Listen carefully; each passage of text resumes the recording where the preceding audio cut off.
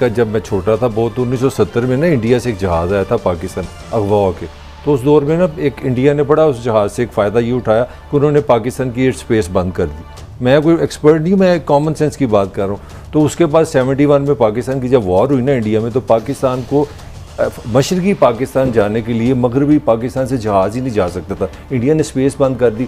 और पाकिस्तान को उस ज़माने में यहाँ से श्रीलंका बाई सी जाना, श्रीलंका से मशरकी पाकिस्तान।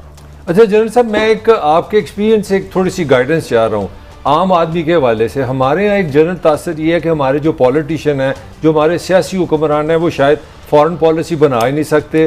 क्या वो नालायक हैं या उन पर प्रेशर है? इस तरह जिस तरह आपने बात की कि हमारा इदारा पार्लिमान है, पार्लिमान क्यों नहीं बहस करती अफगानिस्तान पे, इंडिया पे, FAT? हमारे एकदम एक ऊपर से कोई लगता है जैसे हमारे पॉलिटिशियनों की नाअहली है कि उन पर कोई प्रेशर है। पाकिस्तान की खारजा पॉलिसी किस तरह बनती है, ज़रा थोड़ा सा इस पर थोड़ा रहनुमाई कीजिएगा। जी, मैं ये तो बता सकता हूँ कि किस तरह बननी चाहिए।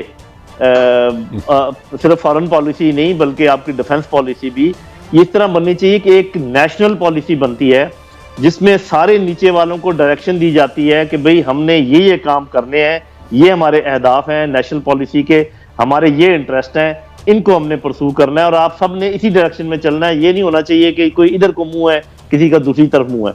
मैं आपको पता है कि डिफेंस सेक्रेटरी भी रहा हूँ, डिफेंस मिनिस्टर भी रहा हूँ। मैंने टिल लगा लिया कि किसी तरीके से किसी भी हुकूमत से, अब मैं किसी एक की बात नहीं कर रहा, किसी भी हुकूमत से हम निकाल सकें कि हमें आप नेशनल पॉलिसी दें ताकि उसमें से हम अपनी पॉलिसियां निकालें। नहीं हो रहा था। फिर क्या किया? फिर डिफेंस पॉलिसी की मैं बात कर रहा हूँ कि हमने फिर खुद एक ड्राफ्ट डिफेंस पॉलिसी बनाई विदाउट एनी गाइडेंस और उसके बाद फिर हुकूमत को भेजी कि चलें जी अभी आप इसको अप्रूव कर दें। मेरी जान वो अप्रूव होकर भी नहीं आई, लेकिन चूंकि हमने आर्मी को, एयरफोर्स को, नेवी को बताना होता है कि जी किस पॉलिसी के तहत हमने डेवलपमेंट करनी है, किस पॉलिसी, तो वो फिर हम खुद ही उस पॉलिसी को, उस ड्राफ्ट पॉलिसी को अज्यूम कर लेते हैं कि ये पॉलिसी। और जब ये हम करते हैं तो सबसे बड़ा शोर उधर से आता है कि जी ये तो किसी की बात सुनते ही नहीं, ये तो अपनी पॉलिसियां खुद बना लेते हैं। अरे भाई आप पॉलिसियां बनाओ तो हम। अच्छा मैं आपको एक बात बताऊं, हमारे पॉलिटिशियन में बहुत अहल लोग मौजूद हैं, एक से एक बढ़कर अहल मौजूद है, लेकिन सही बंदे को सही जगह पे रखने की बात है। और दूसरे मुल्कों में भी पॉलिटिशियन को इतने 30 मार खान नहीं होते, उन्होंने जो अपने लोग रखे होते हैं जिनको वो अपॉइंटमेंट देते हैं वो मुनासिब होते हैं। मिसाल के तौर पे मैं आपको मिसाल दूं, डिफेंस मिनिस्टर। आप ये बताइए कि पूरी दुनिया में ये रिवाज है कि रिटायर्ड 4 स्टार को, 3 स्टार को डिफेंस मिनिस्टर लगाते हैं, जिन के आप पिट्ठू बने हुए अमेरिका जैसे मुल्क को, उसी को देख लो कि वो अपना NSA कैसे लगाते हैं, वो अपना डिफेंस मिनिस्टर कैसे लगाते हैं। इधर एक ऐसे आदमी को डिफेंस मिनिस्टर लगा देंगे जिसको ये पता नहीं है कि ये डिफेंस के पास है क्या और ये क्या हिसाब किताब है। इसी तरीके से नेशनल सिक्योरिटी एडवाइजर है।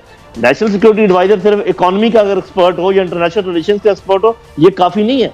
आपका नेशनल सिक्योरिटी एडवाइजर कोई हो ही नहीं सकता या तो बहुत मंजा हुआ फॉरेन ऑफिस का बंदा या बहुत मंजा हुआ डिफेंस एस्टेब्लिशमेंट का बंदा। अच्छा जल्द साहब आगे बढ़ते हैं। मैं थोड़ा सा वैसे तो जल्द साहब बड़े बड़े लायक लोग रखे हमने, यक वक्त उन्हें बाहर भी 15 लाख की नौकरी मिल जाती थी डिफेंस मिनिस्टर को, तो थे तो बड़े हैं लोग हमारे पास। आगे बढ़ते हैं। FTF थे, पाकिस्तान के डिफेंस मिनिस्टर भी थे, हाउसिंग सोसाइटियां भी चला रहे थे और कामा भी ले रहे थे और कोई पुरस्कार सी तनख्वाह भी आ रही थी। वैसे जनरल साहब मुझे आपसे बात करके बड़ी खुशी हुई है, मेरी बहुत सारी खबरें आपने क्लियर कर दी हैं आज कि क्या क्या कुछ हो रहा है। और आप भी बड़े अच्छे लफ्जों में बहुत कुछ कह गए। आपने खुल के बात की और मजा आया आप बात करके। मैं FTF पे बात करना चाहता हूं। इंडिया का बयान आया है कि उन्होंने कोशिश की है हमें इसकी ग्रे लिस्ट में रखने की। क्या अहमियत है ये? क्या दुनिया में गरीब मुल्कों की आर्म ट्विस्टिंग के लिए और उनको गुलाम बनाने के लिए हैं ये सारे स्कीमें जनरल साहब? जी इसमें तो कोई शक ही नहीं है।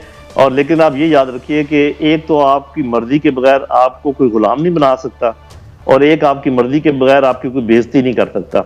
ये दोनों चीजें अगर आपको महसूस हो रही हैं तो आप समझ लें कि हमारी मर्जी उसमें शामिल है। वरना बात यह है कि इसी FATF में हमारे कई दोस्त ममालिक भी मौजूद हैं, हमें उनसे पूछना चाहिए कि आप क्या कर रहे हैं। आपने कम से कम कोई डेसेंट नोट ऑफ डेसेंट या कम से कम किसी मीडिया पे आकर कहें कि ये इस तरीके से ये सारे मामला हो रहे हैं, तो इसमें क्या शक है। ये IMF, ये FATF, ये वर्ल्ड बैंक, इस किस्म की तमाम चीजें ये छड़ियां हैं उनके हाथ में, लेकिन ये जो बैठ जाए, जो उनके आगे हाथ जोड़ ले, उसी की पिटाई होती है। याद रखें, जो खड़ा हो जाए उसकी पिटाई कोई नहीं करता। हम बैठे हुए हैं, हमने हाथ जोड़े हुए हैं, इसलिए हमारी पिटाई हो रही है। खुदा की कसम अगर आज आप खड़े हो जाएं ये आपका कुछ नहीं बिगाड़ सकता। जनरल साहब मुझे एक और आपकी बात से नहीं, तहरीक मैं हुई है। माफी चाहता हूँ जनरल साहब, बहुत खूबसूरत। इसका मतलब है हमने सर झुका लिया है और हर आता जाता ताकतवर हमें थप्पड़ मार रहा है। हमें सर उठाने की जरूरत है, हमें ऐसे लीडरशिप की जरूरत है, ऐसे डिसीजन की जरूरत है जो हमारे मुल्क को आगे लेके चले। एम आई राइट सर? जी आप ठीक कह रहे हैं। और मैं आपको ये भी साथ बता दूं, आप शायद इससे एग्री करें या ना करें, कि हमारे मौजूदा वज़ीर आज़म इमरान खान में ये वाले जरासीम मौजूद हैं, लेकिन वो पूरी तरीके से सामने आ नहीं पा रहे।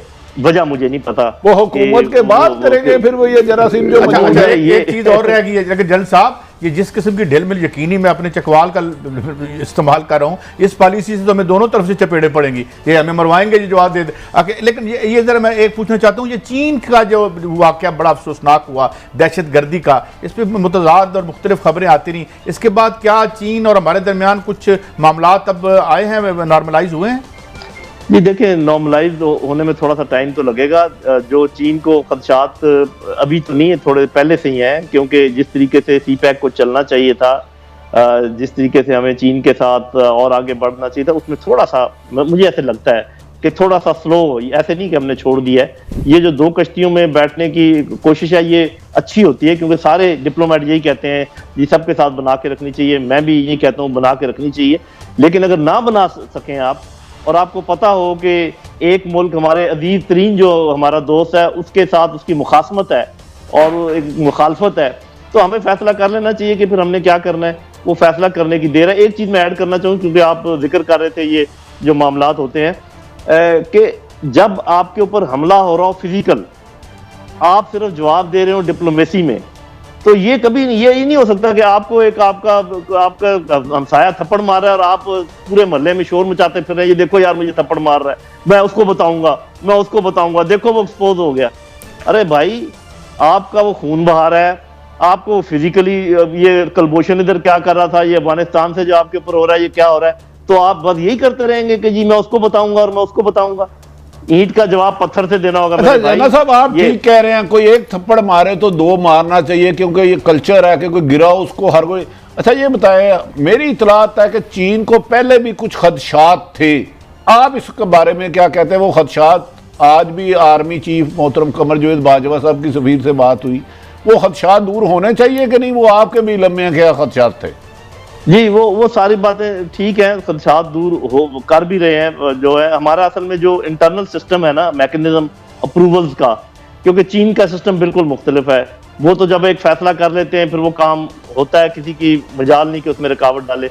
हमारे यहाँ आपको पता है कि जैसी भी टूटी फूटी जमहूरियत है और जैसे लोग खरीदे जा सकते हैं, लोगों को सामने खड़ा किया जा सकता है, और फिर हमने देखना भी होता है कि सूबों में हम आंगी रहे और किसी के खिलाफ कोई बात ना हो। तो थोड़ा सा हमारे यहाँ वो पूरा निज़ाम उस तरीके से चलाना मुश्किल है जैसे कि चाइनीज समझते हैं। लेकिन ये है कि आहिस्ता आहिस्ता अंडरस्टैंडिंग बढ़ रही है, उनको भी हमारे समझ आ गई है कि हमारे क्या प्रॉब्लम है। लेकिन ये खारजा पॉलिसी के सिलसिले में जो आप इशारा कर रहे हैं, उसमें मेरा ख्याल है कि हमें बिल्कुल क्लियर होना चाहिए कि हमें किस तरीके से इसको इस्तेमाल करना है और किससे हमें नज़दीक होना है और किससे हमें दूर होना पड़ेगा, चाहे हम चाहें या ना। जनरल साहब एक क्विक कमेंट चाह रहा हूँ आपसे। आपने कहा कि हमें ईंट का जवाब पत्थर से देना चाहिए, ये किसकी रिस्पॉन्सिबिलिटी है, ये किसने करना है पाकिस्तान में? बुनियादी तौर पर तो ये पॉलिसी तो पॉलिटिकल पॉलिसी होती है, करना फौज ने होता है, और चूंकि जो हमारे यहाँ फौज का काफ़ी अमल दखल है, ये पॉलिटिकल पॉलिसी वालों को भी बता सकते हैं।